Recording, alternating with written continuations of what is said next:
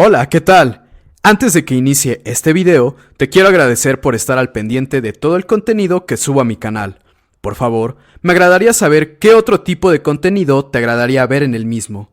También, te quiero pedir que te suscribas y actives la campana de notificaciones para estar al pendiente de todo aquello que subo al canal. Además, te pido que dejes un like en este video para saber que fue de tu agrado. Del mismo modo, te voy a pedir que compartas mis videos en todas tus redes sociales y con todos tus conocidos con el fin de que más gente pueda ser bendecida a través del mismo. Soy tu hermano Titomeo y sin más preámbulos, comencemos. Ignacio de Antioquía.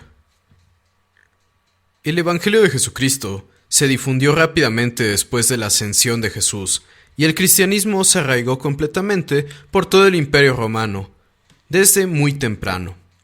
El cristianismo no estaba oficialmente prohibido, sin embargo los cristianos enfrentaron inmediatamente una persecución significativa. Jesús había advertido de que esto ocurriría, al igual que Pablo y Pedro. El segundo padre apostólico que veremos experimentó esto en carne propia. De hecho, murió como mártir.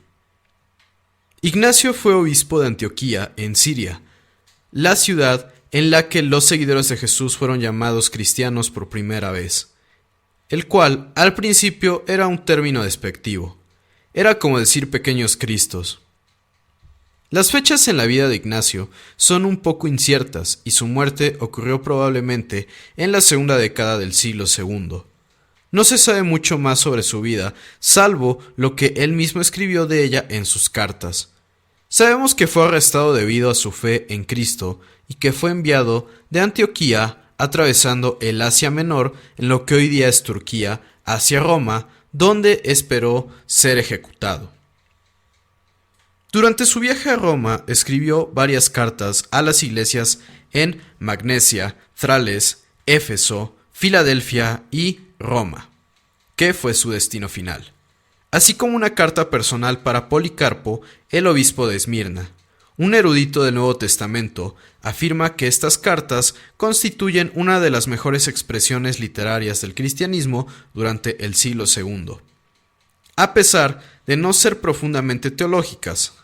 Es justo decir que estas cartas contienen la primera teología verdadera en el cristianismo. Como ya mencionamos, los padres apostólicos no eran teólogos, sino más bien pastores que dieron lo mejor de sí para animar a los cristianos de la iglesia primitiva, los cuales estaban en un ambiente muy adverso. Un tema recurrente en las cartas de Ignacio es la firme afirmación de que Jesucristo es completamente Dios y completamente humano, y la premisa de que negar esta verdad es especialmente la humanidad genuina de Cristo. Constituye una amenaza significativa para la verdad cristiana fundamental, así como para la unidad de la Iglesia. Al igual que Clemente, Ignacio entendía claramente que Jesucristo, su Salvador, no era otro sino Dios mismo. Él se refería a Jesús como Cristo nuestro Dios. No hay reflexión alguna sobre cómo Jesús puede ser completamente Dios junto con el Padre y el Espíritu, pero esto tampoco representaba una preocupación apremiante en ese momento. Lo que importaba durante esos primeros tiempos de la Iglesia era creerlo más que poder explicarlo. Lo que sí representaba una preocupación mayor para Ignacio era el hecho de que Jesús era genuinamente humano. Algunos cristianos habían llegado a creer que Jesús era verdaderamente Dios, pero no verdaderamente humano, que él solo tenía apariencia humana. A esto se le denominó docetismo, una de las herejías cristológicas de los primeros siglos. El término tiene su origen en la palabra griega dokeo, que significa aparentar ser.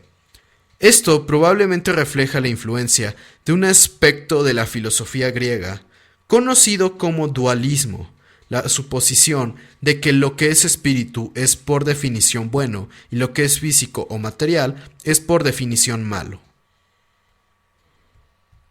La implicación obvia es que Dios, que es espíritu y por lo tanto bueno, no sería ni podría ser asociado con lo que es físico y necesariamente malo. Dios nunca encarnaría, es decir, nacer en la carne, convirtiéndose en un humano genuino. Sin embargo, los apóstoles no enseñaron esto, sino lo opuesto. Por ejemplo, el título Hijo del Hombre es aplicado a Jesús más de 80 veces en el Nuevo Testamento. Él nació de una mujer y tenía también una genealogía. Jesús se refería a sí mismo como hombre, y Pablo también lo llamaba así. De hecho, el apóstol Juan ya había abordado el problema de la negación de la humanidad de Cristo. A esta tendencia la llamó espíritu del anticristo. Ignacio transmitió esta enseñanza apostólica. Por ejemplo, escribió: hay un médico que está poseído tanto de carne como de espíritu, Dios existiendo en la carne, tanto de María y de Dios. Se convirtió también en hombre de María la Virgen, porque el Verbo se hizo carne, siendo incorpóreo. Él estuvo en el cuerpo siendo impasible. Estuvo en un cuerpo pasible, siendo inmortal. Estuvo en un cuerpo mortal. Una de las razones por las que esto fue abordado tan fuertemente por Juan e Ignacio es esta. Si Jesús no era realmente humano, entonces realmente no sufrió, murió y se levantó de los muertos, con un cuerpo humano verdadero. Negar la humanidad de Jesús es negar el Evangelio, y negar el Evangelio es abandonar toda esperanza de salvación. Por esta razón, negar la negación de la humanidad de Jesús era un grave problema y una grave amenaza para los cristianos, e Ignacio tenía que alertar a sus lectores acerca de ello. Al igual que Clemente, a Ignacio le preocupaba la unidad, y el docetismo atentaba significativamente contra ella. Por ello, encontramos repetidamente en sus cartas advertencias a los cristianos a huir de la división y de las doctrinas retorcidas. También, igual que Clemente, Ignacio creía que el obispo jugaba un papel importante en la perseveración de la unidad y la pureza doctrinal. Afirmaciones como la siguiente son repetidas una y otra vez por Ignacio. No hagan nada sin el obispo. Y fíjense que todos sigan al obispo, así como Jesucristo seguía al Padre. Donde quiera que aparezca el obispo, allí debe estar la iglesia, mientras que también donde quiera que esté Jesucristo, esté la Iglesia Católica. Aquí hay algo importantísimo. Los líderes de la Iglesia juegan un papel fundamental en transmitir las verdades bíblicas y proteger a la Iglesia del error. Eso lo podemos saber por 2 de Timoteo 1:13, 4:2 o Tito 1:5, 9, 13 y 2:1.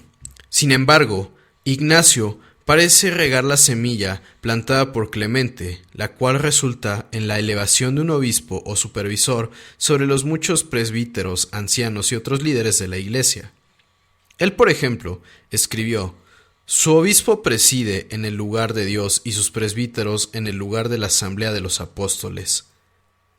El motivo de Ignacio era la perseveración de la unidad y la verdad.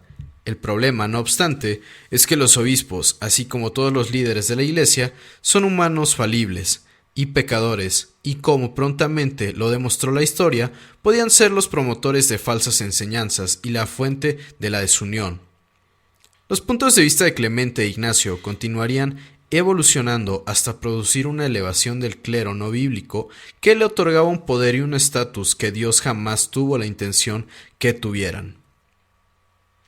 Ignacio exhorta a sus lectores a creer en la verdadera humanidad de Cristo. Sin embargo, este positivo consejo pastoral proviene de esta idea.